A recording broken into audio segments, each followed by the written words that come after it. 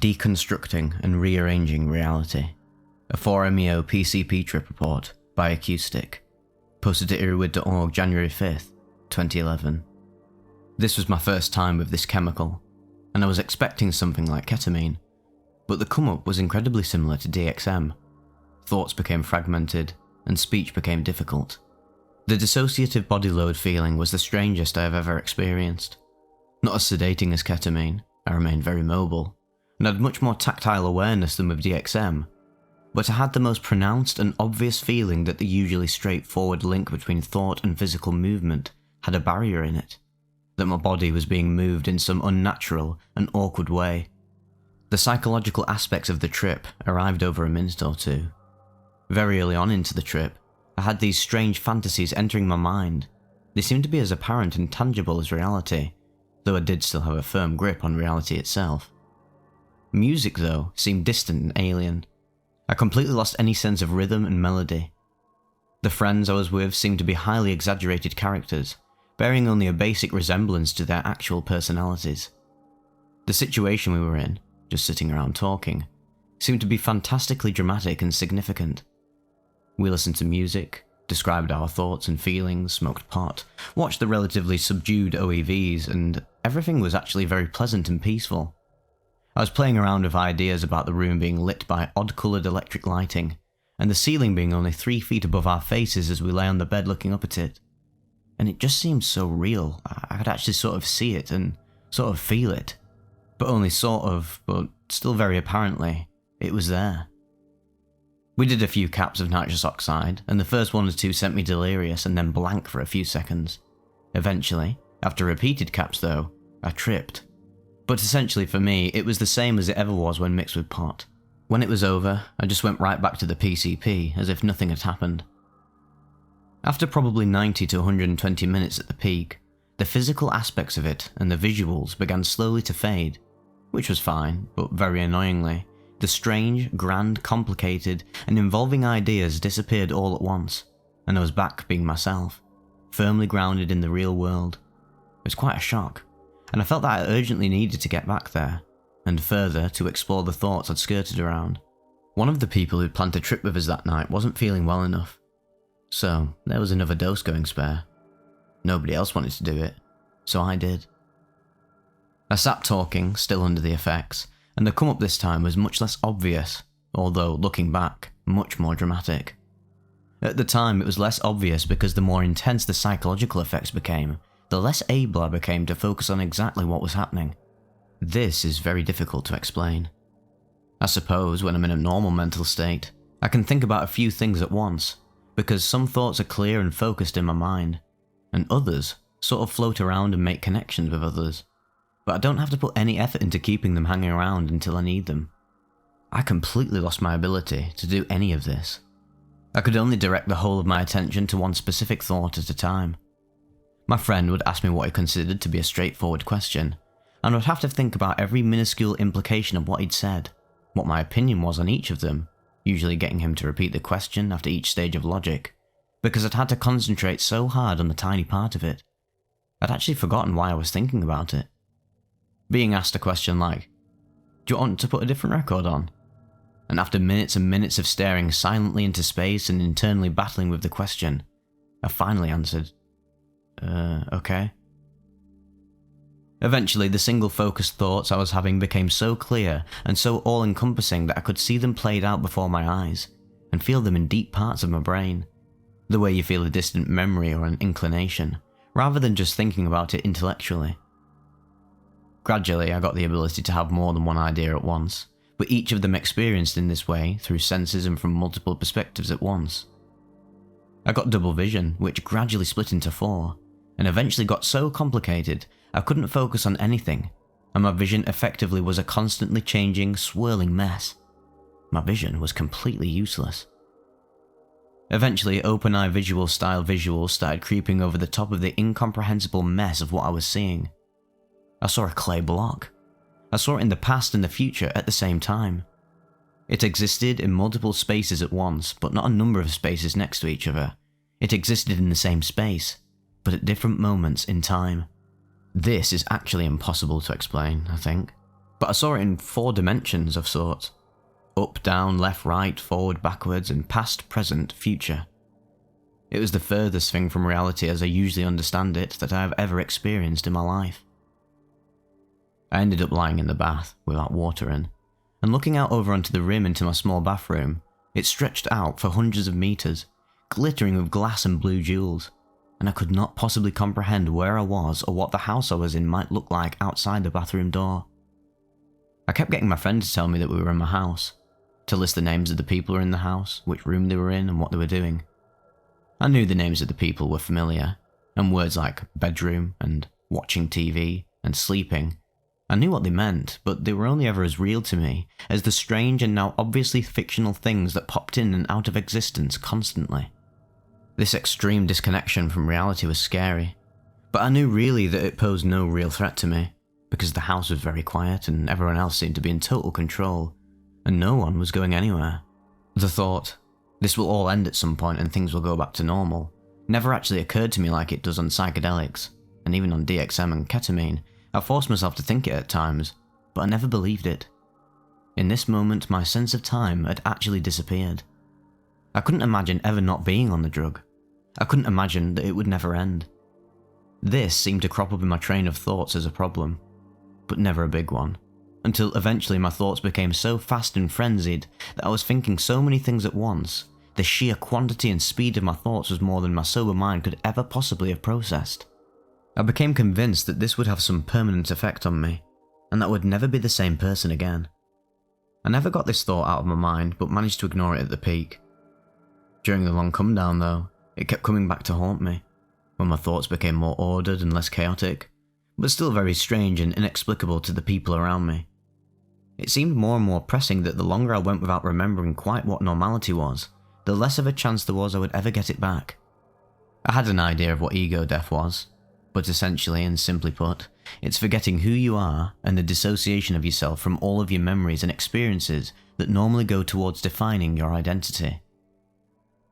Eventually, I managed to fall asleep after about 8 hours, 6 hours or so after the second dose. I woke up with 0 afterglow and 0 hangover. Although there are a lot of thoughts that I actually believe are incomprehensible to a sober mind, that there is no chance of me properly recalling. I remember the moments I had those thoughts and aspects of what was happening and what I did, but I remembered a huge amount of the trip, and understood a huge amount of the thoughts that I had for the very first time that night. Much more so than with DXM. With DXM, I'm shocked every time I do it at the huge quantity of ideas that are so obvious and memorable while high, but that I'd completely forgotten about, or been perplexed or bored by if I'd remembered them while sober. 4-MeO PCP was much, much less like that. There's so much more I experienced and thought. I've chosen the bits I think best express what it was like, but it's so much more incredibly complicated and strange and exciting than I could ever write down, even if I did write a million words. This is the most intense and immersive experience that I've ever had with substances, more so than acid, DPT, ketamine. I think at some point soon, I'm going to try a 250 to 300 milligram dose, since I'll be less overwhelmed and more comfortable, and hopefully, I'll be able to find out more about this very strange substance. So that was a short but sweet overview of the 4-MeO PCP experience, obviously very similar to 3-MeO PCP, ketamine, MXE, and other dissociatives. I'm just going to read you a little bit of stuff from Psychonaut Wiki. 4-MeO PCP is a synthetic dissociative of the aryl cyclohexylamine class, which produces hallucinogenic and anesthetic effects. The synthesis of 4-MeO PCP was first reported in 1965 by the Parke-Davis medicinal chemist Victor Maddox. A 1999 review published by a chemist using the pseudonym John Q. Beagle suggested the potency of 4-MeO PCP in man was reduced relative to PCP. 2 years later, Beagle published a detailed description of the synthesis and qualitative effects of 4-MeO PCP, which he said possessed 70% of the potency of PCP. 4-MeO PCP was the first aryl cyclohexylamine research chemical to be sold online. It was introduced in late 2008 by a company trading under the name Seabay, and was followed by several related compounds, such as 3-MeO PCP and methoxetamine. This is interesting because if you are to buy street level ketamine, which, I mean, most dealers you'll find in the UK, at least, will just call anything with shards that produces a dissociative effect ketamine, you might actually find that you're not getting ketamine, you're getting 3-MeO-PCP, methoxetamine, 2-FDCK, dyschloroketamine. It's actually quite hard to notice just via the direct effects of the substance whether you're actually getting ketamine or not. And obviously, ketamine itself can be bashed with other chemicals, filled up with MSG, which looks like ketamine very similarly, and has a strong salty chemically taste that can sort of masquerade in with the ketamine and bulk out the product. So yeah, the problem with buying ketamine on the streets is that you don't really know what you're getting.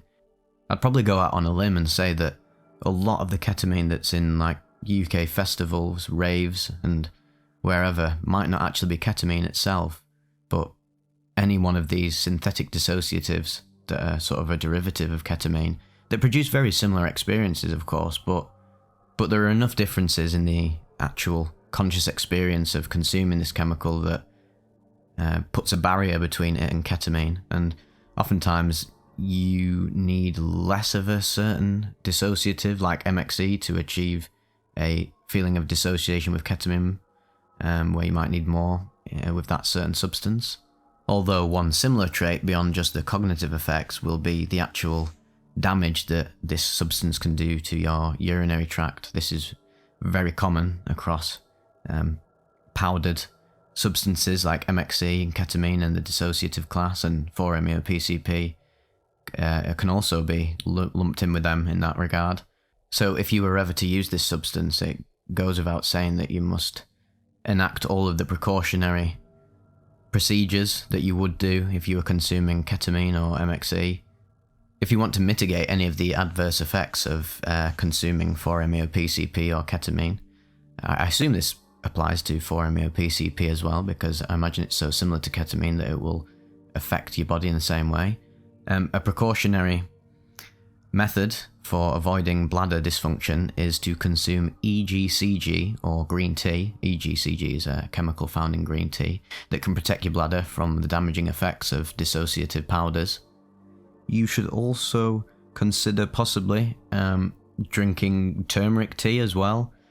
Turmeric is an anti-inflammatory, and we know that dissociative powders can actually inflame your gallbladder, so this would be pretty much a no-brainer for consuming this if you ever fancy diving into 4-MeO-PCP well.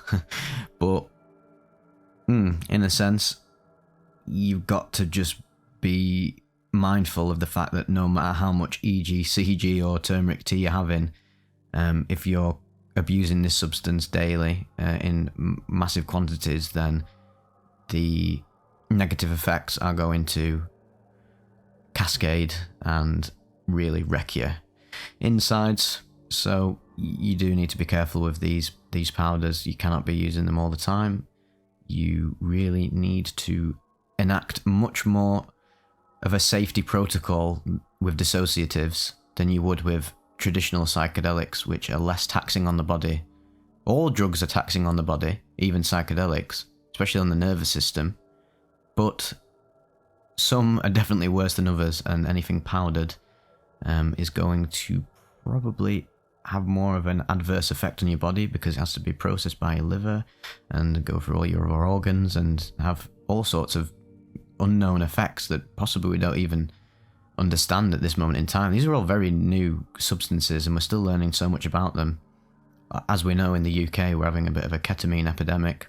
Well, I would just call it a dissociative epidemic because, like I said before, the ketamine that people are consuming is probably all sorts of different synthetic dissociatives like 4-MeO-PCP, 3-MeO-PCP, MXE, and all the others, which all are going to have adverse effects on your brain and body if abused. One of the worst things about abusing ketamine and dissociatives is the horrendous effect it has on your short-term memory because of the way it interacts with your NMDA receptors, which basically, yeah, it's like So NMDA receptors allow for these electrical signals to pass between your neurons, and for the signals to pass, the receptors have to be open, and dissociatives actually close these receptors by blocking them. And that's what leads to the feeling of the K-hole and difficulty moving. So yeah, you are essentially turning off parts of your brain, and if you keep doing this over time, you're going to notice some quite disturbing effects in regards to your short-term memory and just general cognition. Although, if you are one of these people listening to it right now that is suffering from this, first of all, I would say that you genuinely need to stop and take on much more healthy practices. Although I know it's not easy. Addiction is not a laughing matter at all. It's easier said than done. But if you are struggling with addiction to dissociatives, you should probably consider using, or you should supplement your negative habits with some positive ones, like going on a walk and exercising and training your brain back to baseline. Start reading again, even though you probably won't be able to remember what page came before the one you're reading. Is very common for me when I was in the midst of my serious ketamine addiction. I couldn't even remember what the hell I was doing in the past 5 minutes, especially. So it made my ability to read books completely null and void, which is very sad because I love reading. But worry not, because if you treat your mind with care, get the supplements in, NAC, look up other memory restoration supplements, eat healthy, and obviously get off the actual substance that's causing the damage. Over time, the brain, the body, has an insane ability to heal itself. You actually wouldn't believe just how much of a recovery you can make if you just stop. So yeah, just something to bear in mind. But I enjoy reading about these substances purely for the hallucinogenic, mystical effects that they can have, because they can be really beautiful substances if used wisely. But unlike psychedelics, these can become very addicting and can really derail your life if you're not careful. Wow, what a commentary section this was. Jesus. Well, I hope you're enjoying these commentary sections, because I think I'm going to be doing them on the regular now, because it just allows me to talk more about these substances and relate them to my own experiences. Dive into the effects, the scientific effects, the sort of transcendental experiences that they produce and how they're produced, and blah blah blah. And yes, here we go, I'm talking for a long time again. Anyway, I will see you on the other side, and take care.